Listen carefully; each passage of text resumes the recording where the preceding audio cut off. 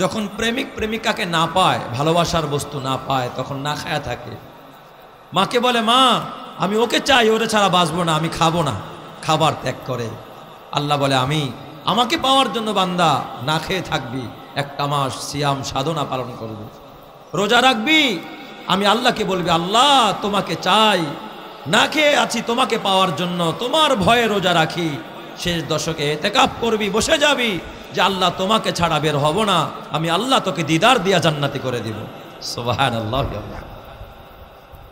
এরপরেও আমি আল্লাহর দেখা যদি না মিলে, মাঝে মাঝে বন্ধু বান্ধবীকে দেখার জন্য তার বাড়িতে যায়। বান্দা আমার ঘরে আসবি, ওয়াহিজ্জুল বাইত মান ইসতাতা ইলাইহি সাবিলা। আমার ঘরে আসবি, আমার ঘরে আইসা আমার কাছে ডাক দিয়া হাজিরা দিবি, লাব্বাইক আল্লাহুম্মা লাব্বাইক লা শারীকা লাকা লাব্বাইক ইন্নাল হামদা ওয়ান নি'মাতা লাকা ওয়াল মুলক লা শারীকা লাক। এই জন্য আমার মাকে বলবো, মা ও মা, এই জীবন তোমার না, আর জীবন হলো রবের দেওয়া। এই সৌন্দর্য তোমার না, সৌন্দর্য আমার রবের দেওয়া। ও মা, এই ভয়েস গলার কণ্ঠস্বর তোমার দেওয়া না, তোমার কিনা না, আমার রবের দেওয়া। মাগো, এই চোখ আমার রবের দেওয়া, এই জবান আমার রবের দেওয়া, এই কান আমার রবের দেওয়া, এই অন্তর আমার রবের দেওয়া, এই সৌন্দর্য আমার রবের দেওয়া। অতএব প্রতিটা অঙ্গকে আমার রবের হুকুমের সামনে নত করে দাও। চোখকে আল্লাহর হুকুমের সামনে নত করে দাও, জবানকে আল্লাহর হুকুমের সামনে নত করে দাও। ও মা, রূপের সৌন্দর্য আমার আল্লাহর হুকুমের সামনে তুমি কুরবানি করে দাও। কসম আল্লাহর, মা গো, মরতে দেরি হবে, আমার আল্লাহ তোমাকে জান্নাতের দুয়ার খুইলা জান্নাতি বানাইতে দেরি করবে না। এই জন্য সব কিছুকে আমার রবের হুকুমের সামনে, রবের গোলামির সামনে নত করে দিতে হবে। ও মা, তোমরা তো জানো না মা, খবরদার খবরদার মা গো, এই পৃথিবীর ভিতরে একজন মহিয়সী নারী মা হাজেরা, এ হাজেরা আলাইহিস সালাম, তিনি কিন্তু নবী না। তার স্বামী হযরত ইব্রাহিম খলিলুল্লাহ, যে হাজেরার পেট থেকে আল্লাহ তাআলা জন্ম দিলেন ইসমাইল জবিহুল্লাহ।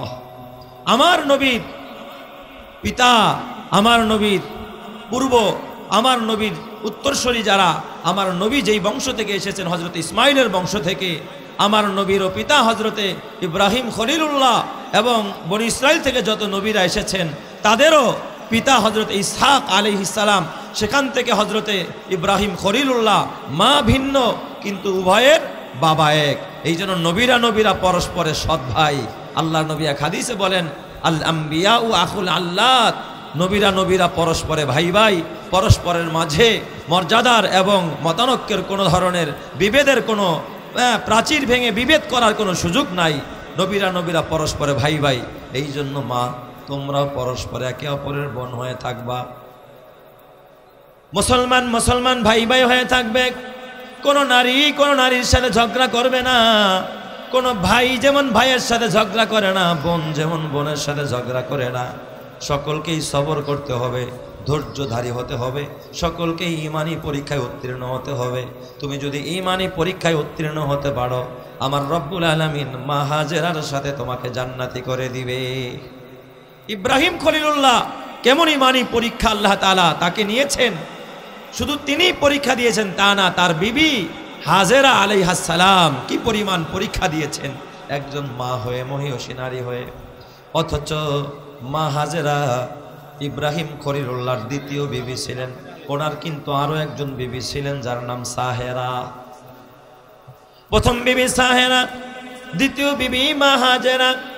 আল্লাহ রাব্বুল আলামিন মা হাজেরার ঘরে একটি ফুটফুটে চাঁদের মতো সন্তান দান করলেন। ওই সন্তানের নাম হযরত ইসমাইল জবিহুল্লাহ। ইব্রাহিম পয়গম্বর আল্লাহর কাছে দোয়া করতেছেন, রব্বি হাবলি মিনাস সালিহিন ফাবাশশারনাহু বিগুলামিন হালিম।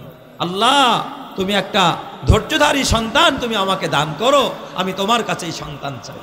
এই জন্য আমার মা, এখান থেকে তোমার জন্য শিক্ষা আছে। মা, তুমি যদি বন্দা হও, তুমি যদি বাঞ্জা হও, তোমার ঘরে যদি সন্তান না হয়, মাজারে গিয়া সন্তান চায়ও না। কোনো খাজার কাছে সন্তান চাইও না, কোনো কবিরাজের কাছে সন্তান চাইও না। কবিরাজ সন্তান দিতে পারে না, মাজারওয়ালায় সন্তান দিতে পারে না, কোনো পীর সন্তান দিতে পারে না। একমাত্র সন্তান দেনেওয়ালা হলেন আমার আল্লাহ। তাই তো হযরত ইমরানের স্ত্রী হান্না তিনিও কিন্তু আল্লাহর কাছে মানত করেছিলেন সন্তানের জন্য। হযরত হান্না ইমরানের স্ত্রী, ইমরান আলাইহিস সালাম বাইতুল মুকাদ্দাস মসজিদে আকসার ইমাম, তিনি আল্লাহর কাছে মানত করলেন। আল্লাহ তাআলা বলেন, ক্বালাত ইমরাতু ইমরান, ইমরানের বিবি বললেন, রব্বি ইন্নী নাযারতু লাকা মা ফি বাতনি মুহাররারান ফাতাকাব্বাল মিন্নী ইন্নাকা আনতাস সামিউল আলিম। আয় আল্লাহ, তুমি মেহেরবানি করে আমাকে একটা সন্তান দাও। আমাকে যদি সন্তান দান করো, আমার ঘরে যদি সন্তান হয়, আল্লাহ আমার পেটের সন্তানটা আমি তোমার ঘরের জন্য, আল্লাহ মসজিদ আকসার জন্য, তোমার দিনের জন্য আমি দান করে দিব। আমি এই সন্তানের কামাই খাবো না, আমার সন্তানটা আমি আল্লাহর রাস্তায় দিয়ে দিব। এই মজমার ভিতরে এমনও মা আছে, এমনও বোন আছে যার সন্তানটা এই হাজী শরিয়াতুল্লাহ একাডেমিতে দিয়ে দিছে হাফেজে কোরআন বানানোর জন্য, সন্তানটাকে আলেম বানানোর জন্য, সন্তানটাকে আল্লাহওয়ালা বানানোর জন্য। ওই মায়ের জীবন কত ধন্য যে মা তার সন্তানের কামাই খেতে চায় না, সন্তানকে আল্লাহর রাস্তায় দিয়ে দিছে। এমনও মা আছে নিজে, মা এমনও বোন আছে যে বোন নিজের কলিজার টুকরা সন্তানটাকে আল্লাহর ঘরে দিয়ে দিছে, আল্লাহর রাস্তায় দিয়ে দিছে, নবীর দিন শেখার জন্য দিয়ে দিছে, ইসলাম শেখার জন্য দিয়ে দিছে। কসম আল্লাহর, যে মা তার বুক শিরাধন, কলিজা শিরাধন আল্লাহর ঘরে দিয়া দিছে, নবীর ঘরে দিয়া দিছে, মাদ্রাসায় দিয়া দিছে, কিয়ামতের ময়দানে ওই সন্তান ওই মাকে সুপারিশ করে খোদার জান্নাতে নিয়ে যাবে। চিৎকার মেরে বলি আল্লাহু আকবার। এই জন্য আমার মায়েরা, ও আমার বোনেরা, ও আমার পর্দার নারীরা, তোমাদের হাতে পায়ে ধরে বলি, মা তোমার মৃত্যুর পরে তোমার সন্তান যদি দুইটা হাত তুলে তোমার কাছে দোয়া করে, এটাই হবে তোমার জন্য সবচেয়ে বড় পাওনা, এটাই হবে তোমার জন্য সবচেয়ে বড় সফলতার। এই জন্য দুনিয়াতে গাড়ি রাখলা, বাড়ি রাখলা, দুনিয়ায় ঘর করলা, জমি করলা, কোনো কাজে আসবে না। মৃত্যুর পরে তোমার কবরের পাশে দাঁড়ায় যদি তোমার সন্তান একটা দোয়া করে, তোমার সন্তান হাত তুলতে দেরি, দোয়া করতে দেরি, আমার আল্লাহ তোমাকে ক্ষমা করে জান্নাত দিতে দেরি করবে না। এই জন্য এই যে এই বুদাইরহাট কবরস্থানে দেখেন শত শত মায়ের কবর আছে, এখানে শত শত বাবাদের কবর আছে, দুধের বাচ্চার কবর আছে এই কবরস্থানে, যুবকের কবর আছে, কিন্তু সবার কবরে সবাই গিয়া কাঁদে না। ওই মায়ের জীবন ধন্য যেই মায়ের কবরের পাশে একটা হাফেজে কোরআন হাত তুলে দোয়া করার চোখের পানিতে বুক ভাসায়, ওই বোনের জীবন ধন্য যেই বোনের কবরের পাশে হাফেজে কোরআন হাত তুলে দোয়া করে। এ মা, হতে পারে এখানে তোর মা শোয়া, এখানে তোর শাশুড়ি আম্মা শোয়া, এই কবরস্থানে তোর বাবা শোয়া, তোর স্বামী শোয়া। মা গো, ওই অতীতের কথা ভুলে যেও না মা, কষ্টের দিনগুলো ভুলে যেও না, আল্লাহর কথা স্মরণ করো, কবরের কথা স্মরণ করো, মরণের কথা স্মরণ করো। মা, মরতে দেরি হবে, আমার আল্লাহ তোমাকে জান্নাতি বানাইতে দেরি করবে না। আমার মরণ আসিবে কখন কেউ তো জানে না, আমার মরণ আসিবে কখন কেউ তো জানে না। আমি মরে গেলে আমায় তোমরা ভুইলা যাইও না, আমি চলে গেলে আমায় তোমরা ভুইলা যাইও না। আমার মরণ আসিবে কখন কেউ তো জানে না, আমার মরণ আসিবে কখন কেউ তো জানে না। এই দুনিয়ায় চিরজীবন থাকার জায়গা না, অন্ধকার কবর যে আমার আসল ঠিকানা। এই দুনিয়ায় চিরজীবন থাকার জায়গা না, অন্ধকার কবর যে আমার আসল ঠিকানা। সবাই রেখে আমায় চলে যাবে, সঙ্গী হবে না, সবাই রেখে আমায় চলে যাবে, সঙ্গী হবে না। আমার মরণ আসিবে কখন কেউ তো জানে না, আমার মরণ আসিবে কখন কেউ তো জানে না। আমি মরে গেলে আমায় তোমরা ভুইলা যাইও না, আমি চলে গেলে আমায় তোমরা ভুইলা যাইও না। আমার মরণ আসিবে কখন কেউ তো জানে না, আমার মরণ আসিবে কখন কেউ তো জানে না। কবর মাঝে মা বাবাকে দেখা যাবে না, দেখব যাকে তিনি হলেন শাহে মদিনা। কবর মাঝে মা বাবাকে দেখা যাবে না, দেখব যাকে তিনি হলেন শাহে মদিনা। সেই নবীজির জিয়ারতে চলো মদিনা, সেই নবীজির জিয়ারতে চলো মদিনায়। আমার মরণ আসিবে কখন কেউ তো জানে না, আমি মরে গেলে আমায় তোমরা ভুইলা যায়ও না, আমি চলে গেলে আমায় তোমরা ভুইলা যায়ও না। আমার মরণ আসিবে কখন কেউ তো জানে না, আমার মরণ আসিবে কখন কেউ তো জানে না। এই জন্য আমার মাকে বলবো, মা মরতে হবে, কবরে যেতে হবে। মা তোমার মা গেছে খালি হাত, তুমিও যাইবা খালি হাত। তোমার শাশুড়ি আম্মা গেছেও খালি হাত, তোমার দাদি শাশুড়ি গেছে খালি হাত, তোমার নানি শাশুড়ি গেছে খালি হাত, তোমার বাবা গেল খালি হাত, দাদা গেল খালি হাত, তোমার ভাই যাবে খালি হাত, তোমার বোন যাবে খালি হাত। ও মা কি নিয়ে কবরে রওনা করলা? এই জন্য আল্লাহকে ভয় করো, আল্লাহর কথা স্মরণ করো, কবরের কথা চিন্তা করো, নিজের ঈমান আমল ঠিক করো। মরতে দেরি হবে, আমার আল্লাহ তোমার জান্নাত দিতে দেরি করবে না। তো হযরতে হান্না ইমরান আলাইহিস সালামের স্ত্রী, তিনি মানত করলেন, কোনো মাজারের নামে মানত করেন নাই। হযরতে হান্না কোনো ব্যক্তির নামে মানত করেন নাই, কোনো দরবারের নামে মানত করেন নাই। হযরতে হান্না মান্নত করলেন, রব্বি ইন্নী নাযারতু লাকা মা ফি বাতনি মুহাররারান। আল্লাহ, আমার পেটের যে সন্তানটা আছে, এই সন্তানটা আমি তোমার জন্য তোমার নামেই মান্নত করলাম। আল্লাহ, আমি আমার সন্তানটাকে তোমার ঘরে দান করে দিব, তোমার গোলামির জন্য তোমার রাস্তায় আমি দিয়ে দিব। আল্লাহু আকবার। এ মা, তুমি তোমার সন্তানটাকে দিতে পারো না মা? তুমি তোমার সন্তান রে এ মা কামাই খাওয়ার জন্য কেজিতে দিলা, ও মা স্কুলে দিলা, কলেজে দিলা, ভার্সিটিতে দিলা, আল্লাহর ঘরে দিতে পারলা না। মা গো, স্কুল কলেজে হাজার হাজার টাকা নষ্ট করো, অথচ দিনের জন্য, কোরআনের জন্য, হাদিসের জন্য মা তোমার কি কুরবানি আছে মা? তুমি তো জানো না সাহাবায়ে কেরাম রিদওয়ানুল্লাহি তাআলা আলাইহিম আজমাইন, এ মা মা সুমাইয়া দিনের জন্য, ইসলামের জন্য নিজের জীবনটাকে বিসর্জন দিয়ে দিলেন। ও মা, তুমি জানো না যুগে যুগে নারীরা, মহিষী নারীরা, তারা এই ইসলামের জন্য, এই দিনের জন্য, এই দিনের জন্য, আখিরাতকে সুন্দর করার জন্য তারা নিজের জীবনকে, বুকের তাজা রক্তকে দিনের জন্য ঢেলে দিয়েছে। মা, তোমার কাছে তো রক্ত চাই না, তোমার কাছে একটা সন্তান চাই, আর তোমার জমানো কিছু অর্থ থেকে আল্লাহর দিনের জন্য কিছু সহযোগিতা চাই। এই জন্যই মায়ের জীবন ধন্য। যেই মা তার জমানো অর্থ থেকে আল্লাহর নবীর ঘরে কোরআনের জন্য কিছু অর্থ দান করবে, আল্লাহর নবীর জন্য কিছু দিবে, কোরআনের জন্য কিছু দিবে, এতিমদের জন্য কিছু দিবে, কিয়ামতের ময়দানে আমার ওই মাকে, মা খাদিজার সাথে আল্লাহ জান্নাতি বানায়া দিবে।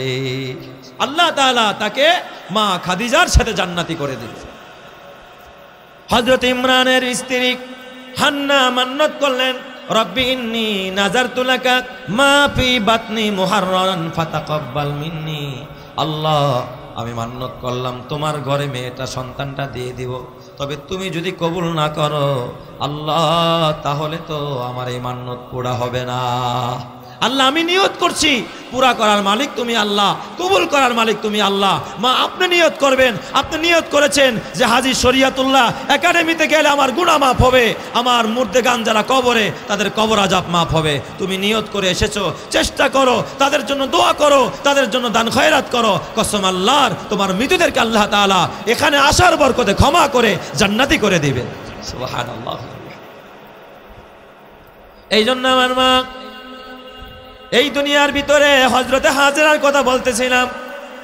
মা হাজেরা কেমন সবর করেছেন। মা হাজেরা ইসমাইল জবিহুল্লাহর মা, ইব্রাহিম খলিলুল্লাহর স্ত্রী মা হাজেরা। ইসমাইল বড় হয়ে গেলেন। ইসমাইল বড় হওয়ার পরে এবার যখন হাঁটাহাঁটি করতে পারেন, আল্লাহ তাআলা ছোট্ট ইসমাইল যখন একটু হামাগুড়ি দিয়া চলতে পারেন, একটু নড়াচড়া করতে পারেন, আল্লাহ তাআলা দেখলেন আমার খলিলের মহব্বত, আমার ইব্রাহিমের মহব্বত এই ইসমাইলের প্রতি কিছুটা মাইলান হয়ে গেছে। আল্লাহ তাআলা অর্ডার করলেন, ইব্রাহিম তুমি একটা কাজ করো, তোমার বিবি আর সন্তান এই হাজেরাকে, তোমার কলিজার টুকরা নবজাতক সন্তান ইসমাইল সহ দুদু মরুভূমি, ওই মরুভূমির ভিতরে তোমার সন্তান আর বিবিকে রেখে আস। ও মা, ইতিহাস আপনারা জানেন, ইব্রাহিম পয়গম্বর ছিলেন দামেস্কের সিরিয়ায়। এই দামেস্ক থেকে মক্কার দূরত্ব শত শত মাইল দূর। ইব্রাহিম খলিলুল্লাহ সামান্য একটু খেজুর আর সামান্য একটু পানি নিয়া উটের মধ্যে নিজের সন্তানকে নিয়ে, নিজের বিবিকে সঙ্গে নিয়া, মা হাজেরাকে সঙ্গে নিয়া, বিবি জিজ্ঞাসা করে স্বামী কোথায় যাবেন? কয় চলো একটু ঘুরে আসি। বিবিরে নিয়া, মা হাজেরাকে নিয়া ইব্রাহিম পয়গম্বর বর্তমানে কাবা ঘর যেই জায়গার ভিতরে মায়ে জমজম মাকামে ইব্রাহিম, এই মাকামে ইব্রাহিমের পাশে যেখানে জমজমের কুয়াটা, ওই জায়গার ভিতরে ইব্রাহিম পয়গম্বর তার বিবি এবং তার সন্তান হজরতে ইসমাইল জবিহুল্লাহকে ইব্রাহিম খলিলুল্লাহ ওই জায়গার মধ্যে রাখলেন, নামায়া দিলেন। ঘর নাই, বাড়ি নাই, দুদু মরুভূমি, মরু অঞ্চল, ঘর নাই, বাড়ি নাই, পানি নাই, কোনো গাছ নাই, পালা নাই, ছায়া নাই, আশ্রয় দেওয়ার মতো কোনো জায়গা নাই, মাথা গুজার মতো কোনো ঠাই নাই। ওই জায়গার ভিতরে বিবি আর সন্তানকে ওই জায়গার ভিতরে ইব্রাহিম খলিলুল্লাহ যখন নামায়া দিলেন, এবার নামায়া দিয়া ইব্রাহিম খলিলুল্লাহ বললেন, ও হাজেরা আমি এখন বাসার দিকে যাই, তোমরা এখানে থাকো। মা হাজেরা জিজ্ঞাসা করলেন, স্বামী আমার ঘর নাই, বাড়ি নাই, নির্জনে মরুভূমির ভিতরে, পানি নাই, খাবার নাই, আমাকে আর আমার নবজাতক সন্তানকে আপনি এখানে রেখে দিয়ে যাচ্ছেন। স্বামী আমি এমন কি অপরাধ করলাম, কোন অপরাধে রেখে দিয়ে যাচ্ছেন? ইব্রাহিম খলিলুল্লাহ কথা বলে না। মা হাজেরা বুঝতে পারলেন যে আমার স্বামী ইব্রাহিম খলিলুল্লাহ নিজের চাহিদা মতো আমাকে এখানে রাখে নাই, আমার স্বামী নিশ্চয় আমাকে আল্লাহর হুকুমেই আমাকে এখানে রেখে দিয়ে যাচ্ছে। চিৎকার মেরে কন্যা আল্লাহু আকবার। এই দুনিয়ায় অথচ মা হাজেরার আরেকজন সতীন আছে, মা সাহেরা। এই যুগের নারীরা হলে তারা ভাবত যে আমাকে রেখে আরেক বিবিকে নিয়ে মজা করবে, এই জন্য আমার দূরে রেখে দিয়ে যাচ্ছে, আমি এখানে থাকবো না। স্বামীর সাথে বায়না ধরতেন, স্বামীর সাথে অভিযোগ করতেন, কিন্তু হাজেরা কোনো কথা বললেন না। মা হাজেরা বুঝতে পারলেন আমার স্বামী নিজের ইচ্ছায় আমার রাখে নাই, আল্লাহর হুকুমে রেখে দিয়ে যাচ্ছেন। ইব্রাহিম খলিলুল্লাহ আঙ্গুলটা উঁচা করে দেখাইলেন আকাশের দিকে, বিবি গো আমি তোমাকে এখানে রেখে দিয়ে যাচ্ছি, আমার নিজের ইচ্ছায় না, আমার নিজের মতো না, আমার খেয়াল খুশি মতো না, আমি তোমাকে এখানে রেখে দিয়ে যাচ্ছি আসমানের মালিকের খেয়াল খুশি মতো। এই জন্য আমার মা, তোমার পর্দার বিধান আমার আল্লাহ দিয়েছে, এটা স্বামীর বানানো বিধান না, এই মাদ্রাসার হুজুরদের বিধান না, তোমার মসজিদের ইমাম সাহেবের বিধান না, আমার আল্লাহর দেওয়া বিধান। মাগো ওই মা হাজরার মতো তুমিও যদি তোমার মস্তকটাকে আল্লাহর হুকুমের সামনে নত করে দাও, আল্লাহ তাআলা তোমাকে মা হাজরার সাথে জান্নাতি বানায়া দিবে। মা হাজরাকে রেখে ইব্রাহিম খলিলুল্লাহ বুড়া বয়সে আল্লাহ তাআলা সন্তান দান করেছেন। খলিলুল্লাহ যখন উঠে সোয়ার হইয়া নির্জন মরুভূমি, একদিন আর 2 দিন না, আল্লাহ তো বলে না একদিনের জন্য 2 দিনের জন্য, এই মরুভূমির মধ্যে কোথায় থাকবে? ঝড় আসতে পারে, বৃষ্টি হতে পারে, তুফান আসতে পারে, হিংস্র প্রাণীরা আসতে পারে, হামলা চালাইতে পারে। মা হাজেরা আল্লাহর উপরে ভরসা করে সবর করে। মা দেখো মা হাজেরার কেমন সবর ছিল, তোমার ভিতরে সেই সবর নাই। স্বামী একটা কথা বললে তুমি মানতে চাও না, স্বামী যদি বলে পর্দা করো, স্বামী যদি বলে ও বিবি তুমি নামাজ পড়ো, স্বামীর কথা মানতে চাও না। মা দেখো মা হাজেরা কেমন স্বামী ভক্ত ছিল, স্বামী বলেছে এই জায়গার ভিতরে আমার সন্তান নিয়ে বসে থাকো। মা হাজেরা মরুভূমির মধ্যে কোনো ঘর নাই, বাড়ি নাই, খাবার নাই, পানি নাই, কিচ্ছু নাই, শুধু মরুভূমি, জঙ্গলের আয় বাবা বাঘ ভাল্লুক থাকতে পারে, হিংস্র প্রাণী থাকতে পারে, ঝড় আসতে পারে, তুফান আসতে পারে, ডাকাত আসতে পারে। মা হাজেরার ভিতরে কোনো চিন্তা নাই। মা হাজেরা স্বামীকে বিদায়কালে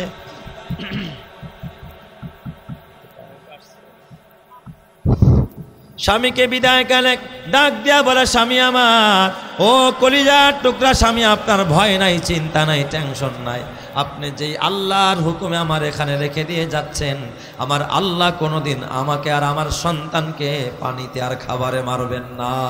আল্লাহ তাআলা ওই জায়গার ভিতরে হজরতে ইসমাইল আলাইহিস সালাম এবং মা হাজেরার জন্য সব কিছুর ব্যবস্থা করে দিয়েছে। আল্লাহ তাআলা শুধু ব্যবস্থা করেছেন তা না, ও আমার মা, মা হাজেরা ওই জায়গায় বসে আছেন। ইব্রাহিম খলিলুল্লাহ যখন একটু দূরে আসলেন, পাহাড়ের পাশে এইটা দেখে সন্তান দেখা যায় না, বিবি দেখা যায় না, তিনিও তখন চোখের পানি ছেড়ে দিলেন। আকাশের দিকে, কাবা শরীফের দিকে তাকায়া ইব্রাহিম আলাইহিস সালাম আল্লাহর কাছে হাত তুলে দোয়া করলেন, রব্বানা ইন্নী আসকানতু মিন যুররিয়াতি বিওয়াদিন গায়রি যী দার'ইন ইনদা বাইতিকাল মুহাররম রব্বানা লিয়ুকিমুস সালাতা ফাজআল আফইদাতাম মিনান নাসি তাহওয়ি ইলাইহিম ওয়ারযুকহুম মিনাস সামারাত লাআল্লাহুম ইয়াশকুরুন। ইব্রাহিম আলাইহিস সালাম আল্লাহকে ডাক দেয়া, আল্লাহ ওই জনমানবহীন স্থানে আমার বিবি আর আমার সন্তানকে রেখে দিয়ে যাচ্ছে। আল্লাহ ঘর নাই, বাড়ি নাই, আল্লাহ এখানে রাখছে এই জায়গা দখল করার জন্য নয়। রব্বানা লিয়ুকিমুস সালাহ, আমার বিবি আর সন্তান যেন এই জায়গার মধ্যে নামাজ প্রতিষ্ঠা করতে পারে। এই জন্য মা তোমারও প্ল্যান হবে নামাজ প্রতিষ্ঠা করা। কেমনে নামাজ প্রতিষ্ঠা করবা? তুমিও ঘরে নামাজ পড়বা, তোমার সন্তানকেও নামাজ পড়াইবা, তুমিও পর্দা করবা, ছেলে মেয়েকেও নামাজ পর্দা করার আদেশ দিবা। ও মা, যেই মা ঘরের ভিতরে নিজে পর্দা করে মেয়েটারও পর্দা করায়, যেই মা ঘরের ভিতরে নিজে নামাজ পড়ে মেয়েটাকেও নামাজ পড়ায়, নিজে নামাজ পড়ে ঘরের ছেলেটাকেও নামাজের জন্য তাগিদ দেয়। হযরতে মা হাজেরা ওই কাবায় নামাজ প্রতিষ্ঠা করে যেই পরিমাণ সওয়াব পাইছে, ও মা তুমিও যদি তোমার ঘরে নামাজ প্রতিষ্ঠা করতে পারো, তোমাকেও আল্লাহ তাআলা ওই পরিমাণ নেকি দিয়া আল্লাহ তাআলা হাসরের ময়দানে মা হাজেরার সাথে জান্নাতি করে দিবে। ঈমানের পথে অবিচল থেকে আমার মরণ যেন হয়, তোমারই কাছে মিনতি আমার, মহামহিম দয়াময়। ঈমানের পথে অবিচল থেকে আমার মরণ যেন হয়, প্রতিদিন মিথ্যে মুখোমুখি হয়, বেদিন ফাসেকেরা করে হইচই, আজাজিল এসে গোমরাহি সুর গানে করে তুলে মোহময়। ঈমানের পথে অবিচল থেকে আমার মরণ যেন হয়, তোমারই কাছে মিনতি আমার, মহামহিম দয়াময়। ঈমানের পথে অবিচল থেকে আমার মরণ যেন হয়, ঈমানের পথে অবিচল থেকে আমার মরণ যেন হয়। ও আমার মা, গো মা হাজেরার কথা কেন বলতেছি? মা পরিবার গঠন করার জন্য, সন্তান গঠন করার জন্য মা হাজেরার অবদান দেখো। মা হাজেরা ওই দিক দিয়া সন্তানের পানি শেষ হয়ে যায়, সন্তানের খাবার শেষ হয়ে যায়, পানি নাই। মা হাজেরা পানির জন্য ছোটাছুটি করে, একবার সাফা পাহাড়ের উপরে দাঁড়ায় দেখে কোথাও পানি দেখা যায় কিনা। দূর থেকে তাকায় দেখে মারোয়া এমন হয় যেন মরিচিকা বালু চিকচিক করে ওখানে পানি আসে। মা হাজেরা একবার দৌড় মারলেন সাফা থেকে মারোয়া, মারোয়া থেকে সাফা, এইভাবে 7 বার চক্কর মারলেন। ওই দিক দিয়া ইসমাইল জবিহুল্লাহকে, বর্তমান যে কাবা ঘরের পাশে জমজম কুয়াটা যেই জায়গায়, ওই জায়গার ভিতরে ইসমাইলকে বসায় মা ওই দিক দিয়া পানির জন্য দৌড়ায়। কিন্তু এই সাফা এবং মারওয়ার মাঝখানে নিচু জায়গা, বর্তমানে হাজিদের জন্য সবুজ চিহ্ন দেওয়া, ওই জায়গার ভিতরে দৌড়াইতে হয়। ওই জায়গায় মা হাজরা দৌড়ে দৌড়ায়, কারণ ওখানে গেলে ইসমাইলরে দেখা যায় না, না জানি সন্তানরে বাগে নিয়ে যায় কিনা। এই সন্তানের ভয়ে মা সেখান থেকে দৌড়াইতেছে। একবার আর দুইবার নয়, মা হাজরা সন্তানের পানির জন্য দৌড়ায়। 7টা চক্কর যখন লাগায়, আমার আল্লাহ তাআলা মা সন্তানের পানির জন্য দৌড়ায়। এই দৃশ্যটা আল্লাহর কাছে বড় পছন্দ হয়ে গেছে। আল্লাহ তাআলা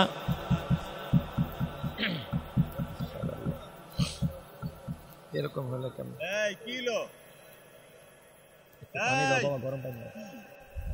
এই ঘটনা আপনারা জানেন, কিন্তু পরিবার গঠনে, দিন প্রতিষ্ঠায় একজন মায়ের ভূমিকা কি পরিমাণ থাকা দরকার, যার মূর্ত প্রতীক ছিলেন মা হাজেরা আলাইহিস সালাম।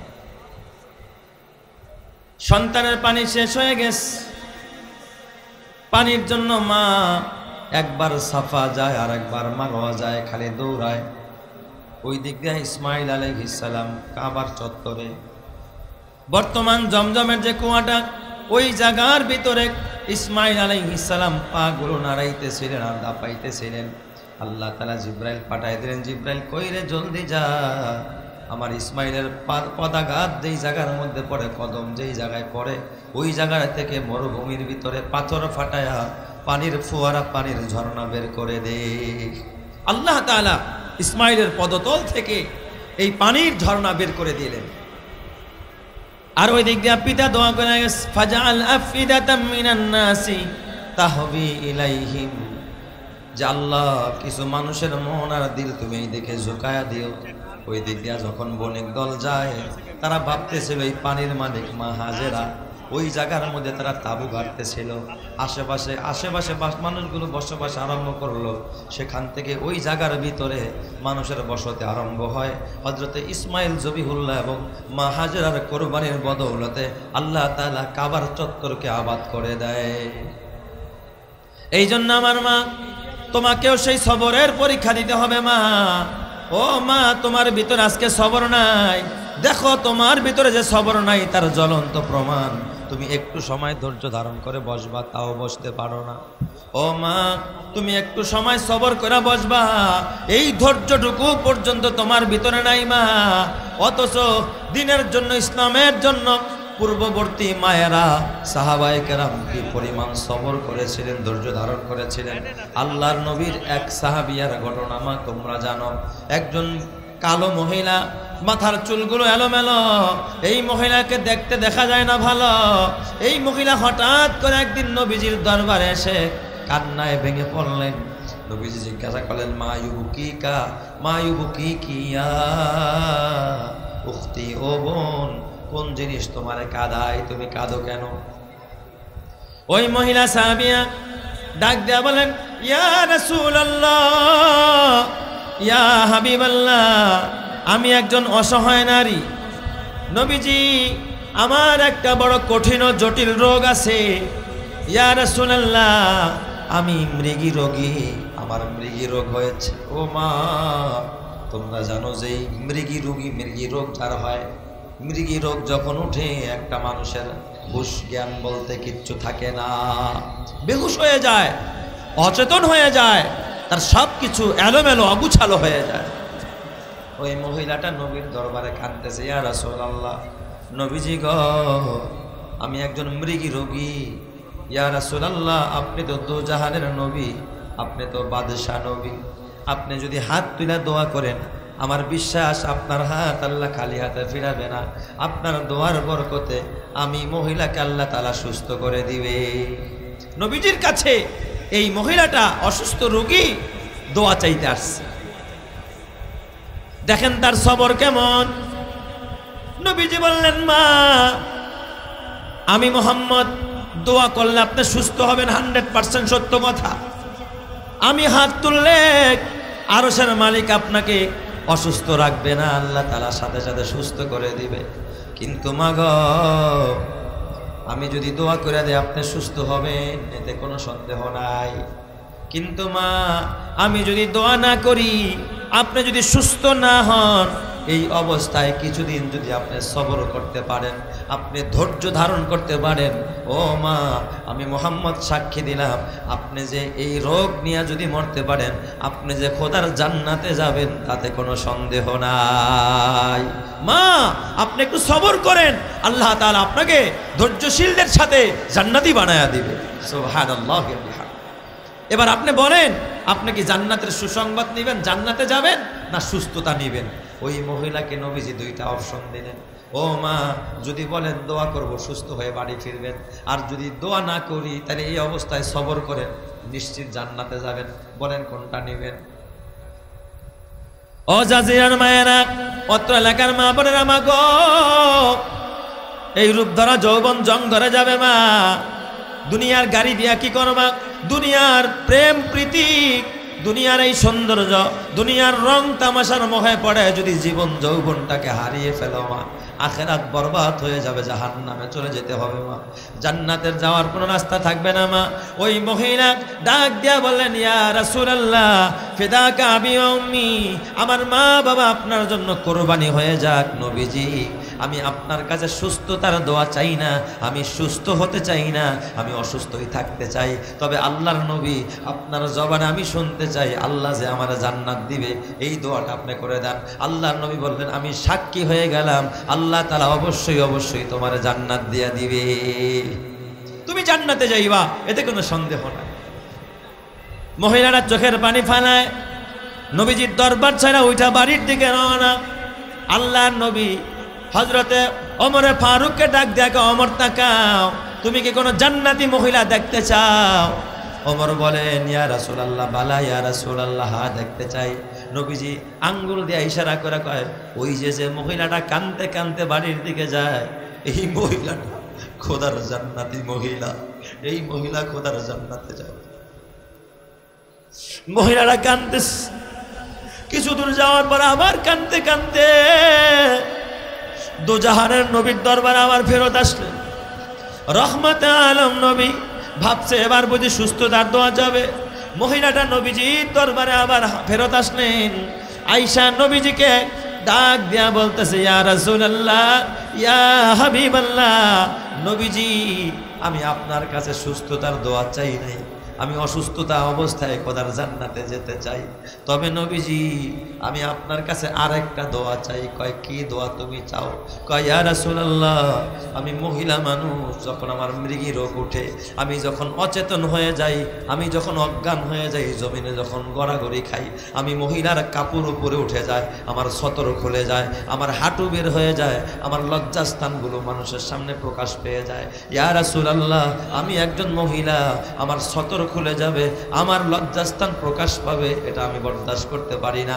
নবীজি আপনি একটু দোয়া করে দেন, আল্লাহ তাআলা আমাকে রোগ দিছে দেখ, তাতে সমস্যা নাই, আমি যেন অজ্ঞান হয়ে গেলে আমার কাপড়টা হাঁটুর উপরে না ওঠে, আমার সতর খুলে না যায়, আল্লাহ যেন আমার কাপড়টাকে একটু হেফাজত করে। রহমতে আলম নবী সাথে সাথে হাত তুললেন, আকাশের মালিকের কাছে দোয়া করেন, আল্লাহ ওগো আল্লাহ এই মহিলাটা কতটা সবর করেছে, কতটা ধৈর্য ধারণ করেছে, আল্লাহ তার সবরকে যদি ভাগ করে গোটা উম্মতের নারীদের মাঝে দেওয়া হয়, সমস্ত উম্মতের জন্য যথেষ্ট হয়ে যাবে। আল্লাহ গো তুমি মেহেরবানি করে এই মহিলাটার মৃগী রোগ যখন উঠবে, সে যখন অচেতন হয়ে যাবে, কখনো তার কাপড়টা যেন তার সতর খুলে না যায়, আল্লাহ কাপড়টা যেন কখনো হাঁটুর উপর উঠে না যায়। আল্লাহর কাছে দোয়া করলেন। এ বাবা হাদিস শরীফের মধ্যে আসছে, মরণ পর্যন্ত এই মহিলার যতবার মৃগী রোগ উঠেছে, মৃগী রোগ উঠছে, ছটফট করছে, কিন্তু কোনোদিন তার কাপড়, কোনোদিন তার লজ্জাস্থান খোলে নাই, তার সতর কোনোদিন বের হয় নাই। আল্লাহ তাআলা তার সতরকে হেফাজত করছে রসুলের দোয়ার বরকতে। আল্লাহ তুমি আমার সব মা বোনদের কবুল করো, বলেন আমিন। এই জন্য আমার মা সামান্য একটু ক্ষুধা, সামান্য একটু অভাব, সামান্য একটু দুশ্চিন্তা, সামান্য একটু কষ্ট, মা জমিনে যদি সবর করতে পারো, জমিনে যদি ধৈর্য ধারণ করতে পারো, মা গো আল্লাহ তাআলা তোমাকে মা আসিয়ার সাথে জান্নাতি করবে, মা খাদিজার সাথে জান্নাতি করবে, আল্লাহ তাআলা মা মরিয়মের সাথে জান্নাতি করবে, আল্লাহ তাআলা তোমাকে হযরতে ও মা আসিয়ার সাথে জান্নাতি বানায়া দিবে। এই তামাম পৃথিবীর ভিতরে রহমতে আলম নবী বলেন, তামাম পৃথিবীর ভিতরে চারজন মহিয়সী নারী যারা জান্নাতের ভিতরে সেরা নারী, তামাম পৃথিবীর ভিতরে শ্রেষ্ঠ নারী হলো চারজন। আল্লাহর নবী বলে এই চারজন জান্নাতি নারীর ভিতরে সর্বপ্রথম নারী হলেন আমার প্রিয়তমা স্ত্রী খাদিজা। খাদিজা সমস্ত নারীদের মাঝে সবচাইতে মর্যাদাবান নারী, সবচাইতে সেরা নারী। দ্বিতীয় জন আরেকজন নারী মা খাদিজার ঘরে আল্লাহ তাআলা দান করেছেন মা ফাতেমা, হযরতে ফাতেমাতুজ জোহরা রাদিয়াল্লাহু তাআলা আনহা, তিনিও একজন সেরা নারীদের একজন, চারজনের একজন। আর তৃতীয় নম্বর আরেকজন শ্রেষ্ঠ নারী, আল্লাহর কাছে সেরা নারী, তিনি হলেন হযরতে মরিয়ম বিনতে ইমরান, হযরতে ইমরান আলাইহিস সালামের মেয়ে হযরতে মা মরিয়ম। তৃতীয় জন আরেকজন নারী, সেরা নারী, আরেকজন জান্নাতি নারী, আল্লাহ তাআলা রসুলকে জানায় দিলেন ওই সেরা নারীদের আরেকজন নারী হলো ইমরাতু ফিরাউন, ফিরাউনের স্ত্রী মা আসিয়া। এই মা আসিয়া সেরা নারীদের ভিতরে একজন, তিনিও খোদার জান্নাতে যাবে। এই জন্য আমার মা খাদিজা কেন সেরা হলেন? মা খাদিজা কেন সেরা হলেন, কেন এত দামি হলেন? এ মা, তোমরা তো জানো না আমার নবী দুজাহানের নবী উম্মতের জন্য কত কষ্ট করেছে। আমার নবী দিনের জন্য দাওয়াত দিতে গিয়ে এত কষ্ট করেছে। আমার নবীজি মা খাদিজা সবসময় আমার নবীর পাশে বটবৃক্ষের মতো ছায়া হয়েছিলেন, এবং নবীজির চাচা আবু তালেব নবীজির মাথার উপরে ছায়া হয়েছিলেন। আমার নবীকে সবসময় ছায়া দিতেন হযরত আবু তালেব এবং মা খাদিজা রহমাতে আলম নবী। এই দিক দিয়ে আবু তালেব যখন ইন্তেকাল করলেন, মা খাদিজাও ইন্তেকাল করলেন। নবীজি মক্কার ভিতরে একা একা হয়ে গেলেন। এখন আর নবীকে শেল্টার দেওয়ার মতো মক্কায় আর কেউ নাই, খাজা আবু তালেবও নাই, মা খাদিজাও নাই। ওই দিক দিয়ে নবীজি চিন্তা করলেন, মক্কাবাসী এমন কোনো জুলুম নাই, এমন কোনো নির্যাতন নাই আমি মুহাম্মাদের উপরে চালায় না, তাহলে আমি একটা কাজ করি, মনে হয় মক্কার জমিনের চাইতে তায়েফের জমিনটা ইসলামের জন্য বড় উর্বর হতে পারে। কারণ ছোট্টবেলায় আমি আমার দুধমা হালিমাতু সাদিয়া তায়েফে, সেখানে আমি দুধ পান করেছি। আমার দুধ মায়ের বাড়ি ওখানে, হতবা তায়েফবাসী আমার সাথে বিশ্বাসঘাতকতা করবে না। সেখানে গেলে আমি স্বাচ্ছন্দ্যে আমাকে সাদরে গ্রহণ করবে, আমি দিনের দাওয়াত সহজেই গিয়া সেখানে দিতে পারবো। নবীজি এই আশা নিয়ে তার ছোট্ট গোলাম, আজাদপ্রাপ্ত গোলাম হযরতে যায়েদ বিন হারেসা, নবীর পালক পুত্র, যারা নবীজির পুত্র বানায় নিছেন, এই যায়েদ বিন হারেসা রাদিয়াল্লাহু তাআলা আনহু হযরতে যায়েদকে সঙ্গে নিয়ে আল্লাহ নবী তো জাহানের নবী ডাক দেখা, যায়েদ রে চলো এবার আমরা তায়েফে যাব। বর্তমানে মক্কা থেকে তায়েফের দূরত্ব হলো 128 কিলোমিটার। ওই যুগে ঘোড়ায় সওয়ার হয়ে যদি ওখানে যেতে হয় 80 মাইল দূরত্ব, কিলোমিটার হিসাবে 128 কিলোমিটার। পাহাড়ি এলাকা, পাহাড়ি অঞ্চল, হাজার হাজার ফিট উঁচা পাহাড়, ওই পাহাড়ের উপরে একটা এরিয়া, কিন্তু আল্লাহ তাআলা ওই জায়গার ভিতরে এত সুন্দর আবহাওয়া রেখেছেন। মক্কা থেকে তায়েফে গেলে বোঝা যায় যে আমরা আরবে নাই, বরং বাংলাদেশের জমিনেই চলে আসছি। এত সুন্দর সুজালা সুফালা একটি জমিন হলো তায়েফের জমিন, একটা উর্বর জমিন। যেই তায়েফে এক সময় গাছ ছিল না, লতা ছিল না, কোনো কিচ্ছু হতো না, ফসল হতো না। আল্লাহর নবীকে ছোটবেলায় সেখানে নিয়ে যাবে তার মা হালিমাতু সাদিয়া। এর বরকতে আল্লাহ তাআলা ওই তায়েফের জমি জিবরাইলের মাধ্যমে মাটি পরিবর্তন করে ওই জায়গার মাটি, এঁটেল মাটিকে সরিয়ে সেখানে সুজালা সুফলা মাটি দিয়ে তায়েফের জমিনকে আল্লাহ তাআলা ভরপুর করে দিয়েছেন। আল্লাহ নবী রহমাতে আলম নবী তায়েফে গেলেন। তায়েফে যাওয়ার পর দুজাহানের নবী সেখানে গিয়া প্রথমে দাওয়াত পেশ করলেন 3 ভাইয়ের কাছে। প্রথম ভাইকে দাওয়াত দিলেন। দাওয়াত দেওয়ার পর সে বলল, তোমার মতো মানুষকেই কি আল্লাহ নবী বানাইল, আর কাউকে খুঁজে পেল না। আরেক ভাইকে দাওয়াত দিলেন, সেও একই কথা বলল, মোহাম্মদ কুরাইশের ভিতরে আর কোনো মানুষ পাইল না, আল্লাহ তোমার এই নবী বানাইল। আরেক ভাইকে দাওয়াত দিল, সে বলল, না তুমি নবী না, তুমি মিথ্যাবাদী, তুমি কাজ্জাব, তুমি মাজনুন। এই দিক দিয়ে আমরা 3 জনে মিলে তায়েফের দুষ্ট ছেলেগুলোকে লাগায়া দিল, তোমরা একটা কাজ করো, মুহাম্মদকে পাথর মেরে তোমরা এখান থেকে নিশ্চিহ্ন করে দাও। মুহাম্মদ আমাদের ধর্মের বিরুদ্ধে কথা কয়, তোমরা পাথর নিক্ষেপ করো মুহাম্মদের উপরে। চতুর্দিক থেকে বৃষ্টির মতো পাথর আসতে আরম্ভ করে। আমার নবীজি রক্তাক্ত হয়ে যায়, পাথরের ধারালো পাথর, এক একটা পাথর যখন তায়েফের জমিনে আমার নবীর গায়ের মধ্যে লাগে, আমার নবী গোটা শরীর থেকে রক্তগুলো যখন বের হইতে আরম্ভ করে, বৃষ্টির মতো পাথর মারে। হযরতে যায়েদ বলেন, আমি নবীজির একবার ডান দিক থেকে পাথর ফিরাই, আরেকবার বাম দিক থেকে ফিরাই, একবার সামনে থেকে ফিরাই, আরেকবার পেছন থেকে ফিরাই, কিন্তু চতুর্দিক দিয়ে বৃষ্টির মতো যখন পাথর মারতে আরম্ভ করলো, নবীজি একবার বাম দিকে গড়ায়া পড়ে গেলেন। কাফেরেরা এসে ডাইন হাত ধরে নবীকে আবার দাঁড় করাইলেন, আবার পাথর মারলেন। আবার নবীজি ডান কাতে গড়ায়া পড়ে গেলেন, আবার উঠাইলেন, আবার পাথর মারলেন। নবীজির রক্তাক্ত হয়ে যায়। নবীজি জ্ঞান হারায় পেলে জমিনের মধ্যে নবীজির জ্ঞান হারায় যায়। হযরতে যায়েদ নবীকে উরুর উপরে শোয়া যায়েদ কাঁদতেছে আর নবীজির রক্তগুলো পানি ভেজা ভেজা রক্তগুলো মুছে দিতেছে। আল্লাহর নবীজি এই অবস্থায় যখন হুঁশ আসলো, রহমতে আলম নবী রক্তগুলো জমিনে পড়তে দেয় না, নিজের জুতা মোবারকের মধ্যে রক্তগুলো হাত দিয়া মুছে মুছে ভরাইতেছে, হাত দিয়া মুছে মুছে জুতার মধ্যে রক্ত মাখাইতেছে। হযরতে যায়েদ বললেন, ইয়া রাসূলুল্লাহ, এই কাজ আপনি কেন করেন? নবী আমার ডাক দিয়া কয়, যায়েদ রে, এই রক্ত যদি তায়েফের মধ্যে পড়ে আল্লাহ তায়েফবাসীকে ধ্বংস করে দিবে, তায়েফবাসীর উপরে গজব আসবে, আযাব আসবে। আমি মুহাম্মদ চাই না আমার কারণে তায়েফবাসী ধ্বংস হয়ে যাক, কারণ আমি ধ্বংসের জন্য আসি নাই, আমি রহমাতুল লিল আলামিন হয়ে এসেছি, আমি গোটা জগৎবাসীর জন্য রহমত। এই জন্য আমার মায়েরা, আমার নবী কতটা নির্যাতনের শিকার হয়। হযরতে যায়েদের কাঁধে ভর দিয়া আল্লাহর নবীকে নিয়ে যায়েদ যখন পাহাড়ের উপরে গেলেন, নবীকে একটু নিরাপদে নিয়ে যাবেন, ওই দিক দিয়া কাফেরেরা যখন পাহাড় থেকে নবীজি নিচে নামতেছে, কাফেরেরা পাহাড়ের মাথায় একটা বড় পাথর রেডি করেছে, নবীজি নিচে নামছে, ওই জায়গায় পাথর নিক্ষেপ করে আল্লাহর নবীকে চিরতরে বিদায় করে দিবে। নবীজি সেই জায়গার মধ্যে যখন গেলেন, ওই দিক দিয়ে ওরা পাথর মেরে দিবে, হঠাৎ দেখে বিশাল এক আওয়াজ, কে যেন বলতেছে, কিফিয়া হাজার, এ পাথর থেমে যা। আসমান থেকে বিকট আওয়াজ, ওই পাথর যদি পড়তো নবীজি মরে যেতেন। হযরতে যায়েদ বলেন, ওই পাথর যেই জায়গা থেকে ফেলেছে, ওই হাওয়ার উপরে পাথরকে আমার আল্লাহ ওই জায়গার ভিতরে পাথরকে থামায়া দিছে, পাথরকে আল্লাহ তাআলা সরায়া দিয়া আমার নবীকে বাঁচায়া দিয়েছে। ওই দিক দিয়ে আল্লাহ তাআলা জিবরাইল ডাক দিয়া কয়, এই জিবরাইল কই রে, জলদি যা, আমার বন্ধু মুহাম্মদের কাছে যা, পাহাড়ের নিযুক্তকারী ফেরেশতা হামালাতুল জিবাল, এই পাহাড় বহনকারী ফেরেশতা সাথে নিয়ে যা। আমার বন্ধু এই মুহূর্তে আমার কাছে যা চাবে, এই ফেরেশতার মাধ্যমে আমার বন্ধুর সেই হুকুম বাস্তবায়ন করবে।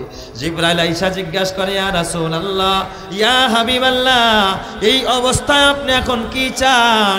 নবীজি ডাক দিয়া বলতেছে, আমি কি চাই মানে তুমি এখন কেন আসছো? কয়, ইয়া রাসূলুল্লাহ, আমি একা আসি নাই, আমার সাথে পাহাড় বহনকারী ফেরেশতা আসছে।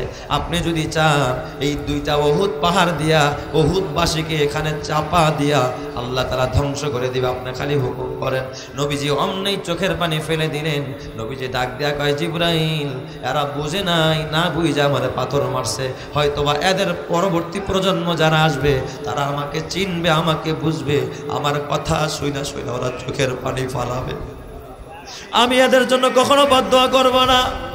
ওই দিক দিয়ে হযরতে যায়েদ রাদিয়াল্লাহু তাআলা আনহু নবীজিকে ধইরা যখন একটু দূরে গেলেন, দূরে গিয়া একটা আঙ্গুরের বাগানের ভিতরে আমার নবীকে বসায়া দিলেন।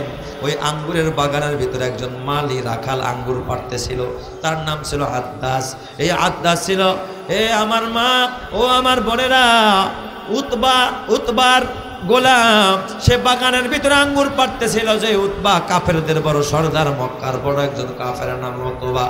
এই উতবা তার গোলাম যখন দেখলো আমার নবীর এই হালাত, যদিও বেঈমান, মায়া লাগছে, হারে এইভাবে রক্তাক্ত করে দিয়েছে লোকটাকে। 3 দিন হয়ে যায়, খানা নাই, কোনো পানি নাই, এক গ্লাস আঙ্গুর নিগড়ায়া, এক গ্লাস আঙ্গুরের রস নিয়ে আমার নবীর সামনে দিয়েছে।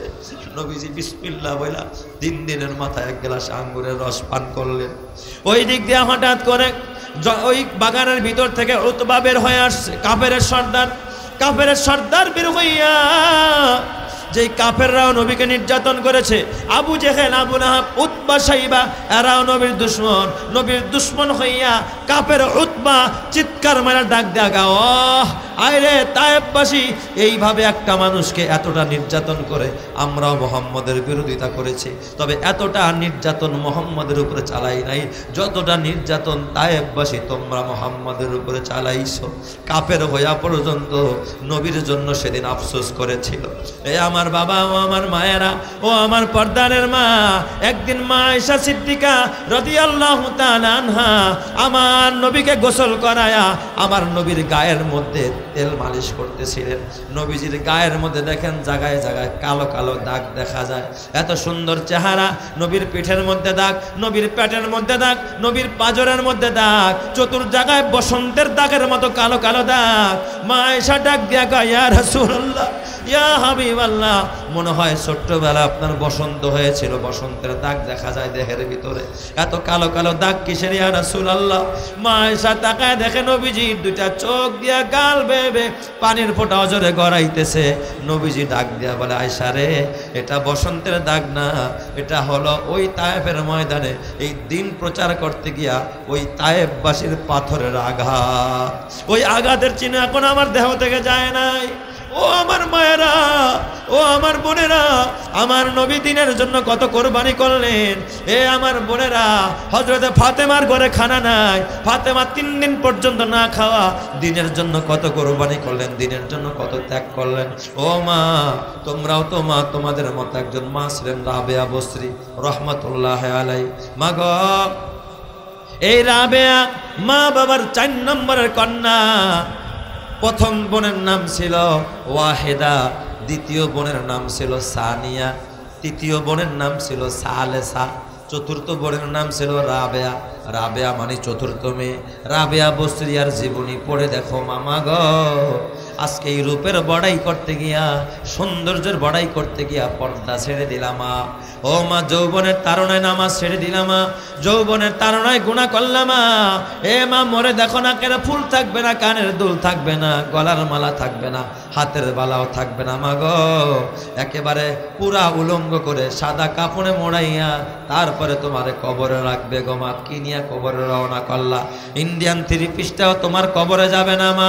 ও মা, দামি বিছানার চাদরটা, হোম টেক্সের চাদরটাও কবরে যাবে না, শিকন কাঠের খাটটাও তোমার সাথে কবরে দেবে না মা। তোমার দামি জাজিমটাও কবরে যাবে না।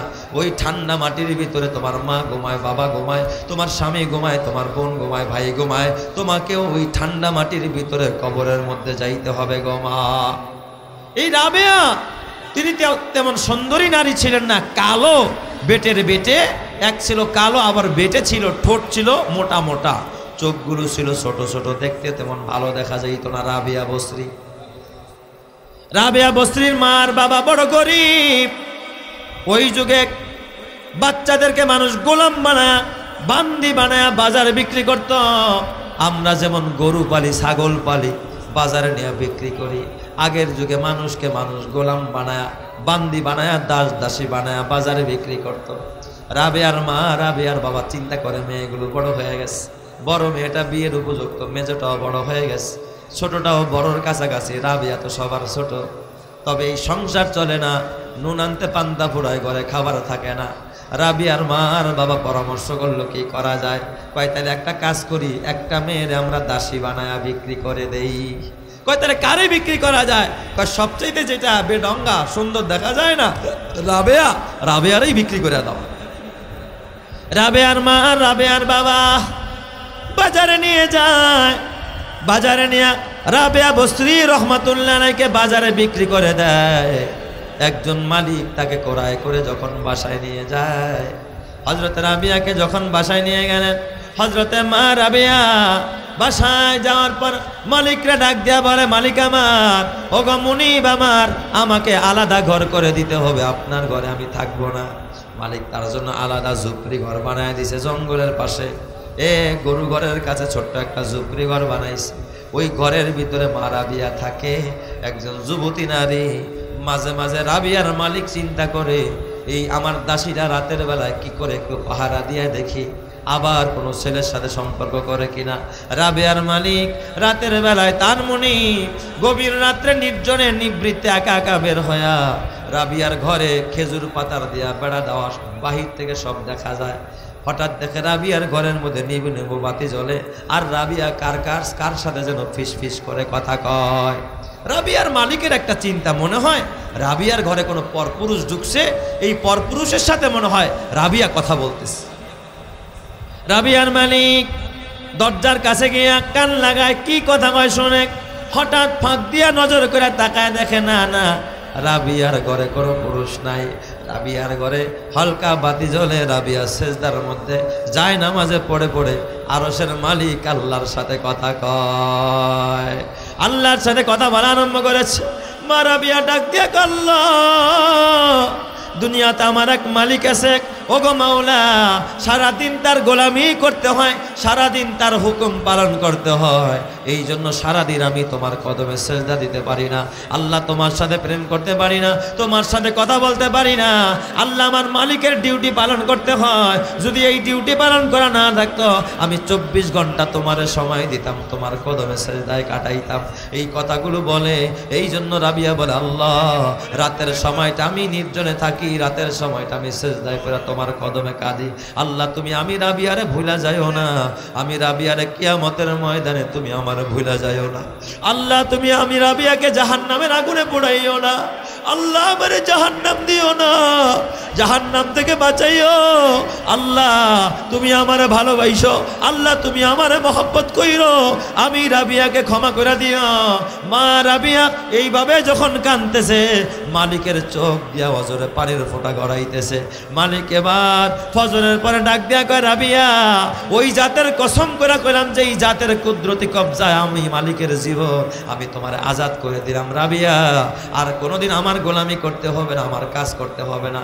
রাবিয়া কাঁদতেছে, মালিক আমার আজাদ করে দিবেন, থাকার জায়গা নাই, যাওয়ার জায়গা নাই, কোথায় খাবো, কোথায় থাকবো, কে আমার আশ্রয় দিবে, কার ঘরে গিয়ে আমি আশ্রয় নিব।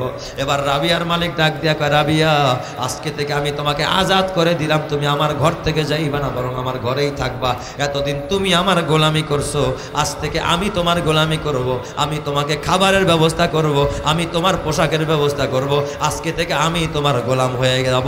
চিৎকার মেরে কন্যা আল্লাহু আকবার। আমার মা, ও আমার বোনেরা, ও আমার পর্দারের মায়েরা, মা গো মা, তোমরাও যদি ওই রাবিয়ার মতো মা হইতে পারো, সরহুস সুদূর ফি আহওয়ালিল কুবুর নামক কিতাবের মধ্যে লেখে, এই রাবিয়ারে যেদিন কবরে রাখা হয়, রাবিয়ারে কবরে রাখার পর মুনকার নাকির ফেরেশতা আসছে রাবিয়ার কবরে সওয়াল করার জন্য।